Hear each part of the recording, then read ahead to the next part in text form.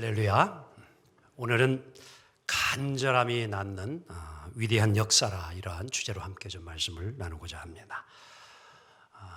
그림 하나를 좀 보도록 하겠습니다. 프랑스 루브르 박물관에 이제 소장되어 있는 그림 중에 하나인데요.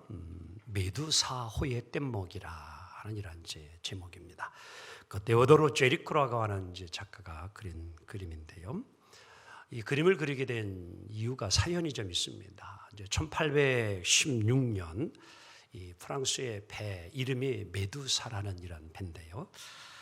그 세네갈 해상에서 이제 파선을 하는 그런 일이 일어나게 되어집니다. 사람들을 구하기 위해서 필사적으로 이제 구조 작전을 펼쳐 가는데요. 이 파도 치는 이제 바다를 표류하며 이제 굶주림과 그리고 병마 그리고 이제 갈증과 더불어서 이 날씨도 안 좋은 그 악천후 속에서 이들은 이제 뗏목 위에서 살아남기 위하여서 이제 마지막에는 먹을 것이 떨어져서 인육까지 사람까지도 먹는 이러한 일을 이제 하게 됩니다.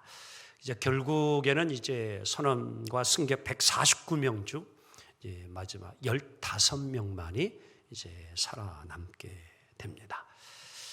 바로 이 사실을 기초로 해서 소재로 해서 그린 그림이 오늘 이 메두사라는 그런 이제 그림인데요. 이제 그림을 한번 잘 이렇게 보시면은요, 이제 흐린 그 하늘이 먹구름으로 가득 차 있는 것을 이제 보게 되어집니다. 그래도 살아보려고 이제 다스를 이렇게 올리고 이제 이 광풍과 높은 파도에 이리저리 휩쓸리면서 흔들리고 어려움 속에 있습니다. 근데 이러한 상황 속에서도 극하고 위험한 상황 속에서도 이 뗏목 위에 있는 사람들이 두 부류로 이렇게 나누어집니다. 그래서 이제 이 깃발의 이제 중심으로 이제 붙들고 있는 한 사람 중심으로 이제 이렇게 왼쪽에 있는 부류 사람이 있고 이제 오른쪽에 있는 이제 부류 사람이 있게 되어지는데요. 이 왼쪽에 있는 사람들은 이 상황 속에서 이제 우리에게는 더 희망이 없다, 소망이 없다, 이런 마음을 가지고 모두가 다 그냥 들어 누워 가지고 이제 죽게 되어지는, 시체가 되어져 이리저리 둥글게 되어지는 그런 모습을 보게 되어집니다. 하지만 같은 뗏목 위에서도 그 오른편 쪽에 있는 사람들은 손을 막 들고 또 이제 옷까지도 벗어가면서 구조선을 향하여서 소리를 쳐가면서 우리를 이제 살려달라고 하는 그런 이제 소망을 가지고 끝까지 포기하지 아니하고 그렇게 행하는 모습을 이제 보게 되어집니다. 이 작가 제리코는 이 뗏목에 탄 사람들 이제 표류 끝에 이제 마지막 이제 15명이 이제 구조를 받게 되어지는데 그 구조받는 순간 그 환희, 기쁨을 이렇게 이제 이 그림의 화폭에 담기 위하여서 이 그림을 그리게 된 것입니다. 그렇습니다. 마치 이것이 이제 됐습니다. 우리 인생에 여러분들 모습임을 작가는 표현하고 싶은 것이에요. 모두가 어떻게 보게 되어지면 같은 절망적인 상황이 있을지라도 어떠한 사람은 뭐예요? 소망을 가지고 사는 사람이 있고 또 한 사람은 뭐예요? 절망과 낙심 속에 살아가는 이가 있다라고 하는 것입니다. 세상에서는 많은 사람들이 절망적인 상황이 있을 때에는 그냥 인생을 포기하고 또 주저앉아 버리는 이러한 생각과 삶이 보여지기는 합니다. 하지만 예수 믿는 여러분과 저는, 그리스도인들은 항상 어떠한 상황 속에서도 소망을 잃지 않기를 원합니다. 구원의 배를 향하여 믿음의 손을 들고 나아가고 이제 행하듯이 오늘 여러분과 저도 항상 주님을 향하여 우리의 손을 들고 주님을 찾고 주님을 부르짖기를 원합니다. 바로 오늘 본문 속에는 12년 동안 12해를 혈루증으로 앓던 여인의 스토리가 나오고 있습니다. 오늘 이 여인은 이 질병으로 인해서 12년 동안을 싸워야 했습니다. 그런데 이 질병은 고칠 수 없는 불치병이에요. 난치병, 그래도 고칠 수 있는 희망이 좀 고치는 게 쉽지는 않지만 고칠 수 있다는 희망이라도 있는 것이 난치병이에요. 그러나 불치병이라는 것은 말 그대로 고치지 못하는 병을 우리는 불치병이라 이렇게 이야기합니다. 이 병 때문에 이 여인은 가족으로부터 다 버림을 받았고요. 가지고 있는 재산은 다 이제 잃어버렸고, 그에게는 희망이라고 하는 것은 조금도 찾아볼 수가 없습니다. 하지만 오늘 이 여인은 그 가운데에서도 희망을, 기회를 놓치지 아니합니다. 마치 뗏목 위에 있는 오른쪽에 있는 사람들과 같은 심정을 가지고 구원선을 바라보면서 손을 흔드는 그 심정. 오늘도 이 여인은 마지막 주님이 자기가 있는 곳을 지나간다는 소문을 듣고 그 기회를 놓치지 아니하고 주님을 향하여 나아갔던 그 마음, 오늘 여러분 가족에게도 있기를 원합니다. 마가복음 5장 21절로 43절까지는요, 두 가지 치유 사건이 동시에 실은 나오고 있습니다.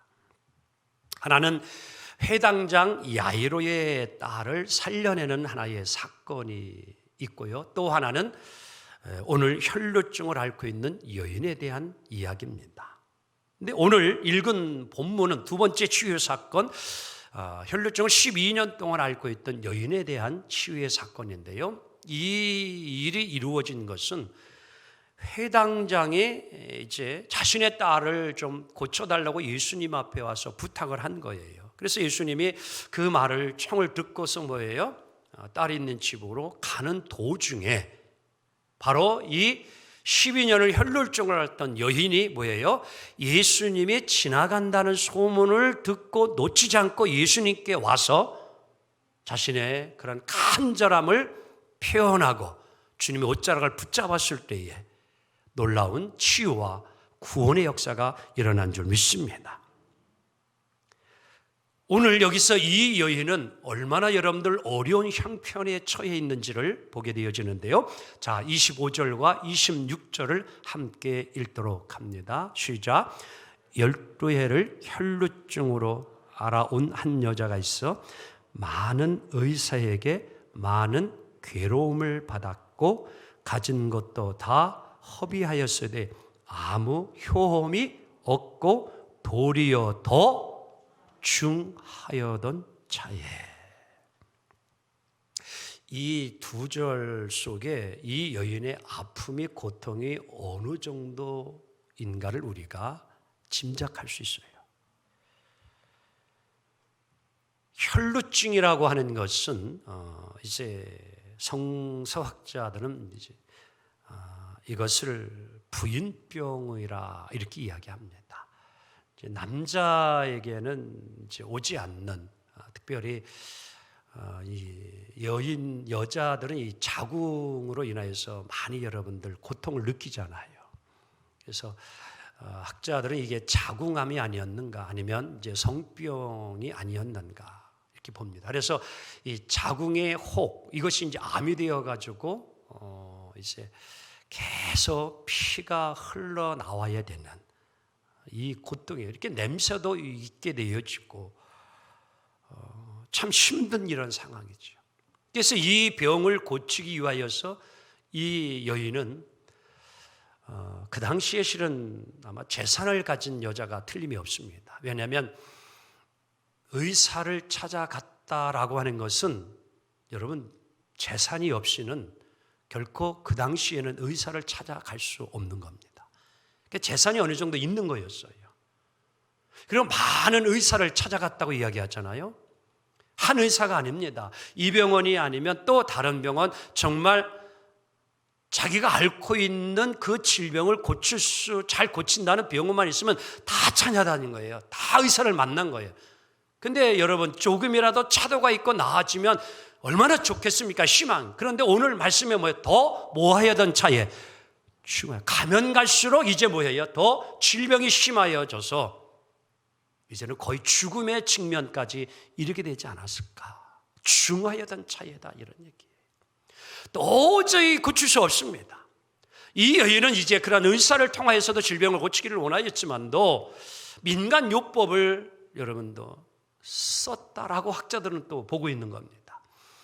우리나라도 그렇잖아요. 저 어린 시절도 보니까 뭐 이제 이렇게 뭐 하다 보니까 이렇게 또 직구잖아요. 이렇게 이제 이렇게 벌이 있으면은 그걸 그냥 두지 않고 또 고무신 가지고 그거를 잡아가지고 또 막 하고 그러다 보니까 벌이 세잖아요. 그러면 엄마가 뭐 해줘요?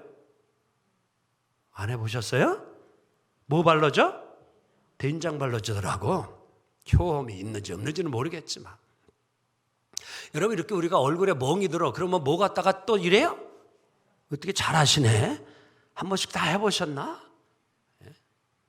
근데 오늘 이 여인도 오죽하면은요, 그 당시에 태조화를 태워가지고 재가 남잖아요. 그거를 이제 뱃조각에다가 이렇게 싸가지고 그거를 이렇게 대고 다니면 낫는다. 그래가지고 그것 했다는 거예요. 또 심지어는 신암나기 대변, 똥이죠, 한마디로. 그 속에서 발견된 보리를 먹으면 효험이 있다 가지고 또 그것까지. 요즘 그래서 여러분들 커피 중에서도 뭐 거기에 들어있는 게 그렇게 귀하다면서요? 그 보통 비싼 게 아니에요. 거기에 코끼리 똥속이나 뭐 이런 데서. 오죽하면 이렇게까지 했냐 이런 얘기죠. 오죽하면 이렇게까지 하겠느냐. 그 낳고 싶은 그 열정 마음이 이루 말할 수가 없습니다. 그렇게 하다 보니까 이제 뭐예요? 이 여자는 빈손이 됐어요. 아무것도 이제는 가진 것이 없습니다. 붙들 만한 재산도 이제 없고요. 그렇게 12년 오래 앓다 보니까 뭐예요? 그 질병은 여러분 또 율법에 의하면은요, 사람들을 접촉하면 안 되는 거였어요. 그래도 절친이 있었다면 그래도 믿어주고 가까이 했는데 이제는 뭐예요? 그 친구도 다 떨어져 갔습니다. 외톨이가 되어졌죠. 여러분 우리가 아프면요 제일 그리워지는 게 누구예요? 여러분들은 한 번도 안 알아봐가지고 병원에 한 번도 입원을 안 해봐가지고 그런 경험을 못 해가지고 여러분들 병원에 누워있으면 제일 생각나는 사람이 누구예요? 정말 다들 안 알아보신 것 같다네. 사람이 아프면은요 그리운 게 제일 그리운 게 사람이에요. 사람입니다. 사람 보고 싶은 거예요. 얼마나 이 여인도 사람 보고 싶었습니까? 근데 아무도 도와주지 못하는 겁니다. 바로 이러한 때에 이 여인은 누군가를 나를 고칠 수 있고 살려줄 수만 있다면 이 마음 가지고 있는데 바로 그때 뭐예요? 예수님이 지나간다는 소문을 듣고 주님께 달려온 거예요. 그리고 예수님의 옷자락을 만집니다. 여러분, 우리들도 이 여인과 같이 주님을 붙잡기를 원합니다. 세상이 아무리 좋은 것 잡았다 할지라도 여러분 그것 때문에 예수님 붙잡는 것 놓치지 않기 원합니다. 예수 믿는 성도님들 가운데 보게 되어지면 주님 잘 붙잡다가 세상에 뭐예요? 좋은 것 붙잡히게 되어지면 뭐예요? 주님을 놓으려는 자들이 있어요. 아닙니다. 우리는 끝까지 주님 붙잡기를 원합니다. 세상 사람들은 힘 있는 옷이 있으면 그것을 붙잡기를 원해요. 근데 우리 예수님이 입으신 옷은요, 힘 있는 옷이 결코 아니었습니다. 일상적인 평범한 옷을 입고 있으셨어요. 예수님의 옷은 화려하지 않았습니다. 비싼 명품의 옷이 아니었습니다. 그런데 오늘 보니까 그 옷은 오늘 여인이 잡자마자 뭐예요? 놀라운 위대한 기적의 역사를 일으켰어요. 무엇을 의미해주고 있습니까? 오늘 여러분과 잊지 말아야 될 것은 주님이 입으신 그 옷은 신비한 옷입니다. 거기에는 신비한 능력이 있습니다. 그 옷을 만들면 치료받습니다. 주님의 옷을 붙잡으면 하늘문이 열려지는 놀라운 경험을 하게 되어집니다. 보세요. 오늘 이 여인이 앓고 있는 병은 사람을 가까이 하면 안 되고요. 왜? 그 부정한 여인이 무엇을 물건이라든지 사람을 만지면요, 그도 뭐예요? 부정하게 되어지고 오염이 되어지기 때문에 결코 사람을 가까이 해서는 안 된다는 겁니다. 그게 율법의 법칙이었어요.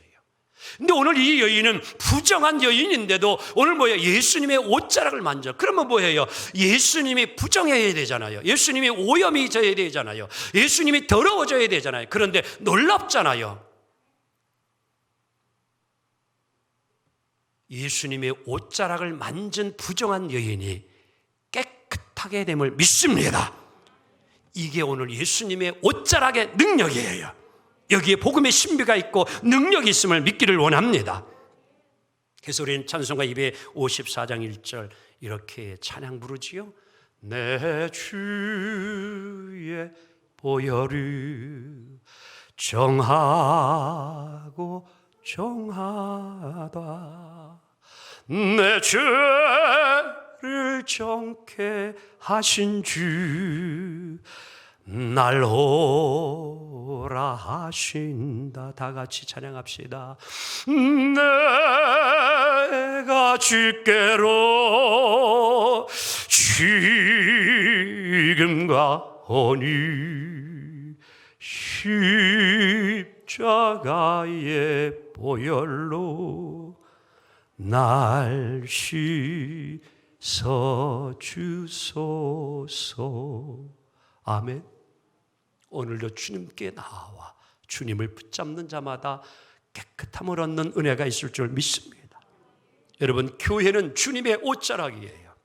교회는 주님의 몸입니다. 옷은 우리의 몸을 감싸주고 있잖아요. 오늘 여러분과 저가 오늘 이 시간 예배를 드리면서 이곳에서 다른 것 발견하지 마시고 주님 옷자락 붙잡고 주님 옷자락 만나기 원합니다. 다른 거 여러분 붙잡으려고 교회 와서 예배 드리지 마시고요. 오늘 이 시간 주님의 손을 붙잡는 이 시간이 되기 원합니다. 능력의 손, 권능의 손, 마이더스의 손과 같은 주님의 손을 붙잡을 때에 사랑하는 성도 여러분, 주님의 그 피 묻은 옷자락을 붙잡을 때에 오늘 여러분과 저에게도 위대한 역사가 일어날 줄 믿습니다. 예배는요, 빛나고 영광스러운 모습 자체가 예배예요. 오늘 찬송의 옷자락, 기도의 옷자락, 우리가 찬송을 부르고 기도할 때 그 모든 것은 주님의 옷자락과 같은 은혜가 임합니다. 오늘 우리는 이것을 잊지 말아야 됩니다. 이 시간도 이 강단에서 여러분에게 선포되어지는 이 말씀은 오늘 하나님께서 내게 주신 주님의 옷자락과 같은 것이에요. 이 말씀을 내가 오늘 붙잡을 때에 그 말씀을 간절함으로 받아들이고 그 말씀을 내 것으로 여러분 영접할 때에 오늘 듣는 이 순간 여러분의 영혼이 회복되어지며 육신의 질병도 치유되는 역사가 일어날 줄로 믿습니다. 아멘. 이것을 간절히 붙잡는 게 예배입니다. 저는 이 여인에게 말씀을 묵상하고 설교를 준비하면서도 그렇게 좀 한번 묻고 싶었어요. 귀양 군중들이 감싸는 것 어렵게 뚫고 들어갔으면 옷자락만 만지지 말고 예수님 꼭 손을 잡고 귀양이면 나 좀 고쳐달라고 애원을 하지 왜 그렇게 하지 않았습니까? 그리고 혹이나 예수님이 본체마취하고 갔을 때에야 다리를 붙잡고 끝까지 그냥 막 그걸 놓치지 말고 나 고쳐달라고 나 살려달라고 막 이렇게 좀 한번 귀향하시지 왜 그렇게 하지 않았습니까? 그랬더니만 그 여인이 저에게 답을 주더라고. 뭐라고? 그렇게 하지 않아도 나는 주님의 옷자락만 만져도 나을 줄 믿었습니다. 주님의 옷자락이 내 옆을 스쳐 지나가기만 해도 나는 나을 줄 믿었습니다. 주님이 내게 환상을 보고 보여주고 음성을 들려주지 않을지라도 내가 말씀을 듣다가 찬송을 부르다가 기도하다가 그것이 내게 접촉되게 되어지면 나는 나을 줄 믿었습니다. 여러분, 주님과 접촉되기를 원합니다. 오늘도 말씀과 접촉되어지고 찬송과 접촉이 되어지고 주의 능력이 내게 접촉되어질 때에 거기에 위대한 역사가 일어나요. 이티라는 영화를 보셨지요? 우리 다 같이 한번 손가락도 우리가 한번 이렇게 봐요. 그리고 옆 사람 또 이게 접촉하면 안 되지 지금은 이렇게 할 수 있는 사람 좀 해봐요. 이티에겐이 와서 어린 꼬마 접촉을 탁 하니까 아이가 자전거가 하늘로 올라가. 위대한 일이 일어납니다. 이게 접촉의 능력이에요. 오늘 여러분과 저가 좀 주님과 접촉이 되어져야 돼요. 이것을 예수님이 느꼈습니다. 수많은 무리와 군중이 있었지만도 예수님의 옷자락을 만지는 순간 예수님의 능력이 확 빠져나가는 것을 느꼈던 예수님 한마디 하십니다. 누가 내 옷에 손을 대었느냐? 누가 내 옷에 손을 대었느냐? 옷자락에 손을 댄 여인은 잘 알고 있지 않습니까? 두려워했습니다. 그리고 사실대로 이야기합니다. 오늘도 우리 주님은요, 밝은 눈을 가지고 여러분과 저에게도 이렇게 우리를 찾아보시고요, 오늘 우리에게 물어요. 누가 내 옷에 손을 대었느냐? 누가 오늘 간절한 열망을 가지고 나를 찾고 있느냐? 주님은 오늘도 그러한 자를 찾으시고 그러한 자를 만나주시고 그러한 자에게 역사해 주십니다. 간절함이 위대한 역사를 이루는 거예요. 여러분 가운데에 절망이 오늘 내 마음을 사로잡고 있습니까? 주님의 옷깃에 좀 한번 스쳐보시고 주님 옷자락과 접촉하세요. 그러면 그 절망이 희망으로 바뀔 줄 믿습니다. 길이 잘 보여지지 않습니까? 답답합니까? 어떻게 해야 될지 모릅니까? 그 상태에 있습니까? 주님 옷자락을 한번 만져보세요. 길이 보여질 것이고 앞길이 열려질 것입니다. 오늘도 우리 예수님은 여러분과 저에게 이렇게 묻습니다. 누가 내 옷에 손을 대었느냐? 오늘 우리 한 분 한 분 이 질문에 대답하기를 원합니다. 바로 이 심정이 오늘 여러분과 저가 주님의 질문에 답이 되어지기를 원합니다. 누가 내 옷에 손을 대었느냐 했을 때에 이렇게 우리는 답을 할 수 있기를 원합니다. 주님, 고통의 몽에 보시려고 제가 주님 옷자락을 만졌습니다. 주님, 내 영혼이 지금 너무 병들어서, 내 영혼이 너무 약해졌어. 내가 이렇게는 살 수 없을 것 같아서 예수님 옷자락 만졌습니다. 주님, 제 지금 마음이 찢어질 듯 아프고 힘들어서 그 고통 누구에게 말하고 싶지만 감히 누구에게 말할 수도 없어. 가슴앓이만 하면서 너무 힘들고 어려워서 하나님 나의 위로자가 될 걸 믿기에 내가 주님의 옷자락을 지금 만지고 있습니다. 주여, 지금 내 삶의 인생의 짐이 너무 무거워. 그 짐을 이겨낼 힘이 없어 주님의 옷자락을 만집니다. 갈 길이 보이지 않아 주님 만졌습니다. 주여, 이대로 있으면 죽을 것 같아 살아야 하기에 주님 옷자락을 제가 만졌습니다. 주여, 이제는 내 손을 놓지 않겠습니다. 주님만 붙잡겠습니다. 그렇습니다. 여러분, 옷자락만 만져도 나음을 얻습니다. 주의 품에 안기는 삶이 되기를 원합니다. 오늘 우리가 모일 때마다, 예배의 시간마다, 그리고 내일부터 시작되어지는 47차 작정밤 기도에, 여러분, 이것은 하나님께서 오늘 여러분과 저에게 주신 기회입니다. 오늘 묵상과 기원해 주신 시편 32편 6절 7절의 말씀 가운데에도 너희들이 이제 여호와를 만나야 될 그 때를 놓치지 말고, 그 기회를 놓치지 말고, 경건한 자들이요 하나님을 만날 그 기회를 놓치지 말고 하나님께 기도할지니라. 사랑하는 성도 여러분, 이제 한 주간 우리에게 주신 이 위대한 놀라운 기적의 기회를 여러분 놓치지 않기를 원합니다. 주님 붙잡기를 원합니다.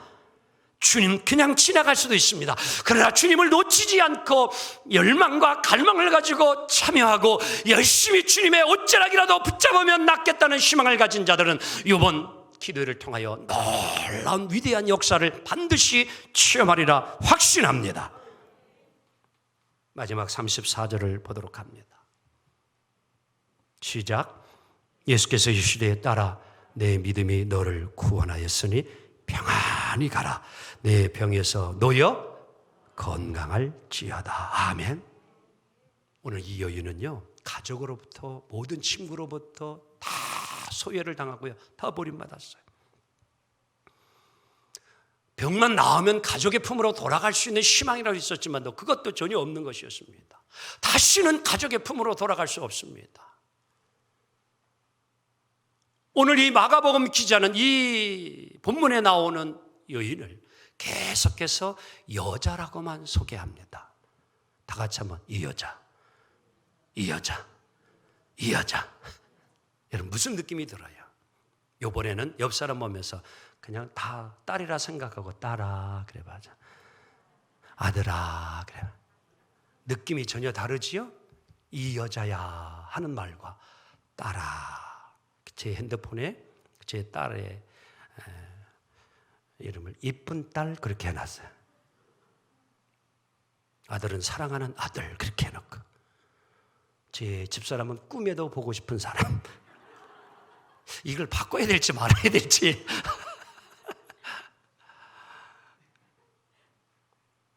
여러분 왜 이 말씀을 드립니까?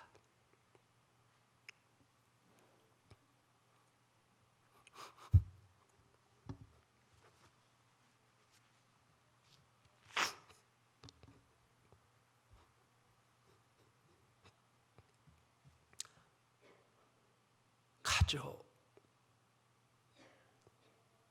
다시 돌아갈 수 없는 여인이 예수님께 들은 음성이 내 딸아 이렇게 이야기하죠.